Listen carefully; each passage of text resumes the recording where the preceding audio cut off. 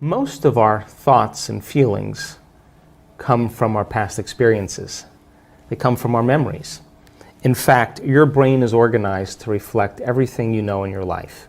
Your brain is a record of all the things you've learned and experienced to date. It's an artifact. And when you have an experience, when you're in the midst of an experience, all of your five senses plug you into the external environment. And as your brain is processing all of this vital sensory data, all of that information rushes back to the brain. And when it reaches the brain, it causes jungles of neurons to organize themselves into networks, to string into patterns, to reflect their interaction with their external environment. The moment those neurons organize into patterns, the brain makes a chemical, and that chemical is called a feeling or an emotion. And so experiences tend to create more long-term memories because it patterns or stamps or embosses networks of neurons into very specific patterns, and then the emotional quotient helps us to remember the event. So we learn something new intellectually, we also cause networks of neurons to form. I mean, the Nobel Prize laureate Kandel in the year 2000 found that when people learn just one bit of information, they doubled the number of connections in their brain from 1,300 connections to 2,600 connections. So if they didn't review that information or repeat it, the connections pruned apart. So we know then that learning semantic information begins to organize circuitry in the brain, and experiences enrich the brain. The end product of experience, of course, is the emotion, and it causes us to feel certain ways. You can remember where you were on 9/11. You can tell me who you were with, what time of day it was, what you were doing, because whatever you were seeing in that moment or hearing in that moment changed how you were feeling. And the moment you felt altered or you felt differently, significantly, your brain perked up and you paid attention to whatever caused that. And that event in and of itself is called a memory. So then most of our thoughts and feelings tend to be within the neural circuitry of the past and the emotions of the past chemically. So if you take a thought, thoughts are the language of the brain and feelings are the language of the body. And how you think and how you feel creates a state of being. So if you combine a thought and a feeling, a thought and a feeling, a thought and a feeling, and you have a series of good thoughts that are connected to a series of good feelings, that cycle of thinking and feeling creates what's called an attitude. If you have a series of negative thoughts that are connected to some pretty bad feelings, you'll say, I have a pretty bad attitude today. So if how you think and how you feel creates a state of being, then attitudes are just shortened states of being. You can feel good in the morning, you can feel bad in the afternoon. If you take an attitude, an attitude, an attitude, and you begin to string attitudes together, when you combine an attitude, an attitude, an attitude, you start to form what's called beliefs. Now, a belief is just a thought you keep thinking over and over again until you hardwire it in your brain. And because beliefs are based on past experiences, then the very boundaries of our beliefs are how we feel. And so when our beliefs get challenged, it typically doesn't feel right. I know from the research that we've done that the redundancy of thinking and feeling and feeling and thinking over time, for example, a person has an insecure thought, then they feel insecure. The moment they feel insecure, they think more insecure thoughts. They fire and wire more circuits in their brain to feel more chemicals of insecurity, and then once they're feeling insecure, they think more insecure thoughts, and they do this for over and over again. The redundancy and the repetition of that cycle over time conditions the body to subconsciously become the mind. Once the body becomes the mind, that's called a habit. Turns out that 95% of who we are by the time we're 35 years old are a set of habituations, unconscious thoughts, unconscious behaviors, unconscious emotional reactions that function like a subconscious computer program. So back to beliefs. An attitude, an attitude, an attitude are shortened states of being. And you combine them together then a belief then, the cycle of thinking, feeling over time, creates a subconscious state of being. So all beliefs are subconscious states of being. We have beliefs about God, about spirituality, about health, about relationships, about love. And all of those are based on our past experiences, but the majority of those beliefs, we don't even know that we believe them because we think they're true, because they're not functioning primarily in the conscious mind. If you take a belief, and you stack them together, you start to form what's called perceptions. And perceptions have everything to do with the relationships we have, the things we create, the behaviors we demonstrate, the choices we make in our relationships. Why is that important? Because then if beliefs are subconscious states of being, and you're stringing beliefs together, then most people are viewing their life through the lens of the past, unconsciously. And they are filling in reality. They're seeing reality. They're filling it in from their past memory. We know this to be true because they did an amazing experiment where they took a group of people and they had them wear these lenses. And the lenses were divided in half. And when they looked to one side, they saw one color. And they looked to another side, they saw another color. And they said to them, okay, well, wear these glasses every day for 2 weeks. Take your kids to school, do all the things you do at work, go shopping, work out, live your life. At the end of 2 weeks, they brought those people back into the lab and they said, look to the left, what color do you see? So we don't see a color. Look to the right, what color do you see? We don't see a color. Now, it says a couple things. Number one, the eyes don't see. The brain sees. But more emphatically important is that those people were filling in their external reality based on their memory in their brain. If they were truly seeing, they would be seeing those colors, right? So then, in our perceptions then, we are overlaying our future. We're overlaying the present moment with our memory of the past. And so then that then begins to diminish possibility.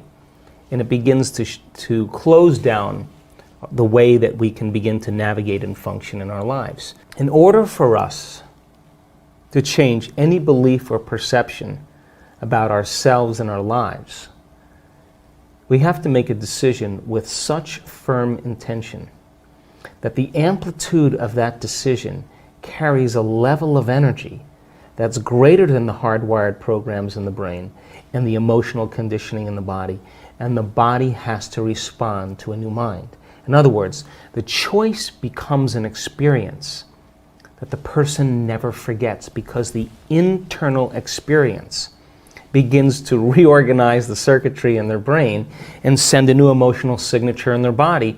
And in that moment, the person is becoming liberated from the past. How can the preacher in the deep south of the United States move into a state of religious faith and drink strychnine and have no biological effects?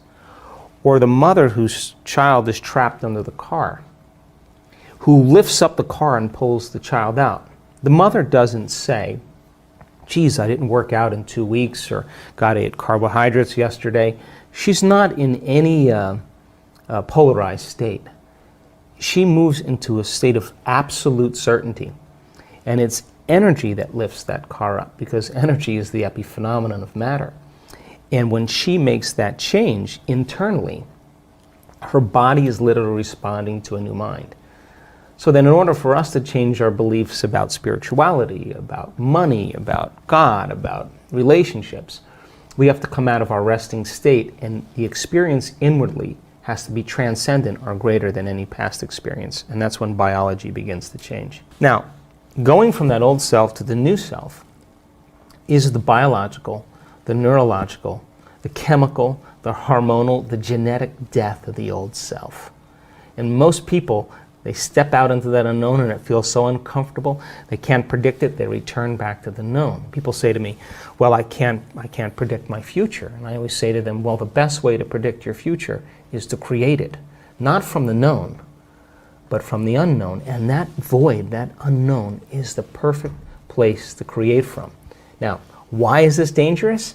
Because when you're living in survival 70% of the time, there's better chances in survival from running from the unknown than embracing the unknown, right? If there's a predator out there, you hear something around the corner and you can't see it, that's an unknown. You're going to run. You're not going to go, and it's not a time to trust. It's not a time to open your heart.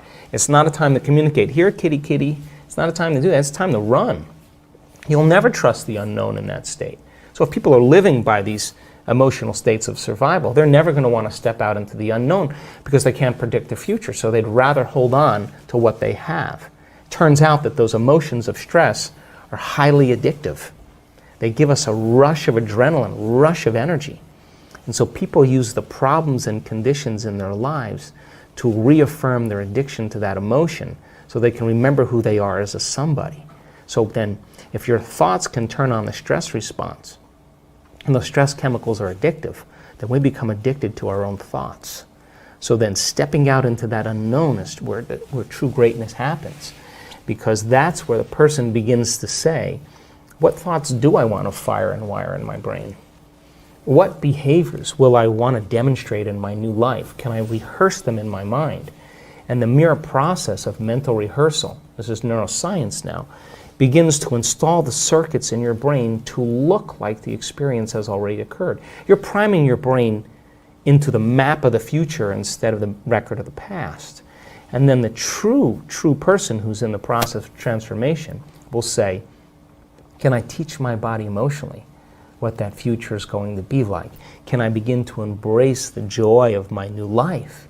And their body, as their unconscious mind, begins to believe it's in the future instead of in the past. Now, that process is not an overnight process. We don't jump from the old self to the new self. It requires that continuous process of changing our biology.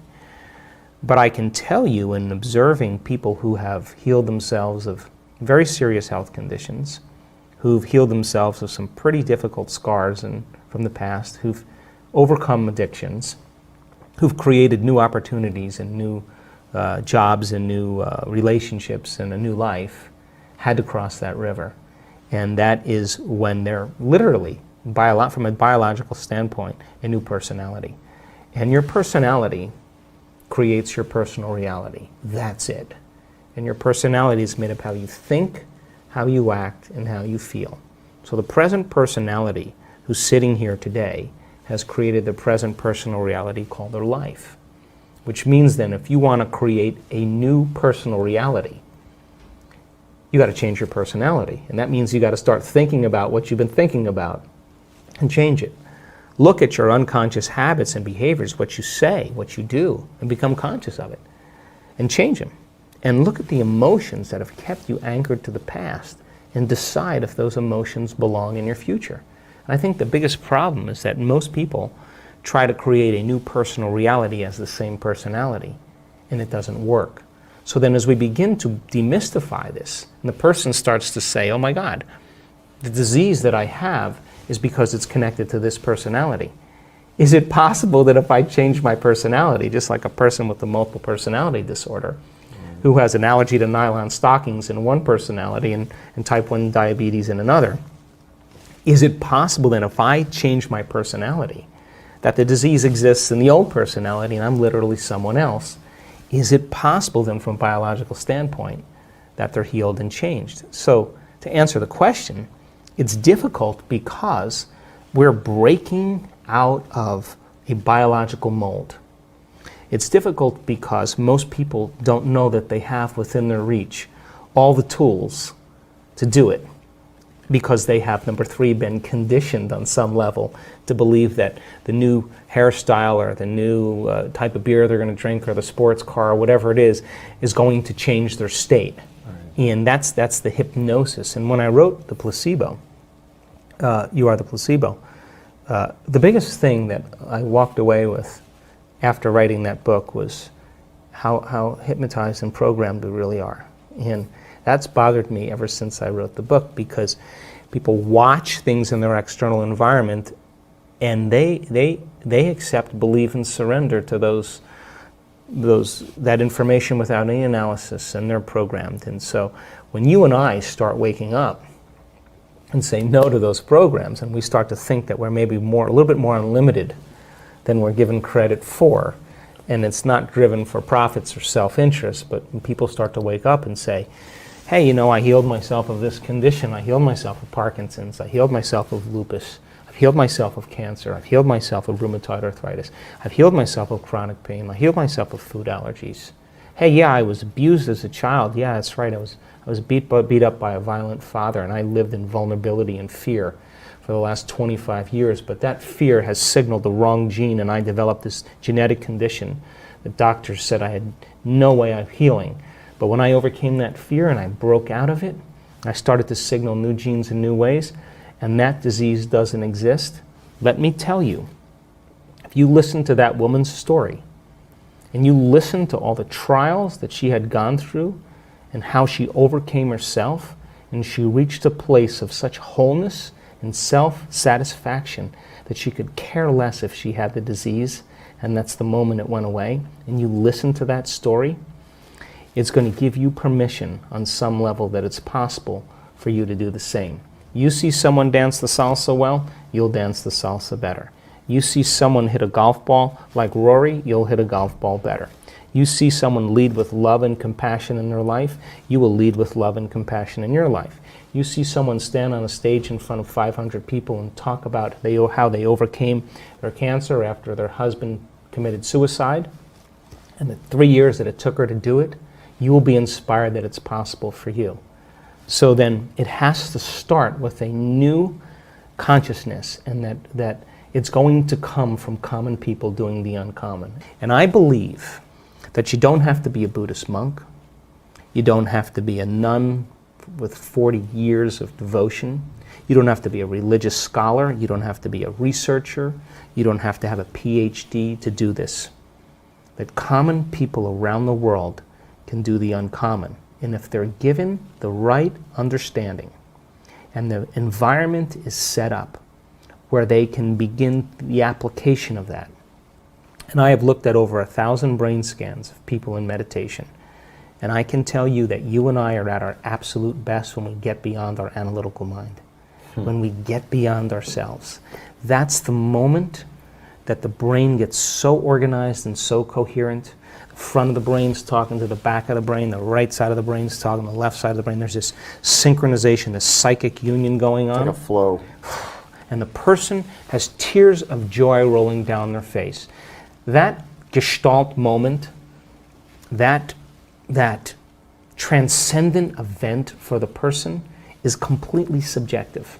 But my interest is measuring that subjective experience. Sure. And we're capturing amplitudes of energy in people's brains that are 26,000 to 40,000 times normal during that experience. Now, they can't make their brain do that. It's happening to them. And the inner event that's happening to them is more real than any past event.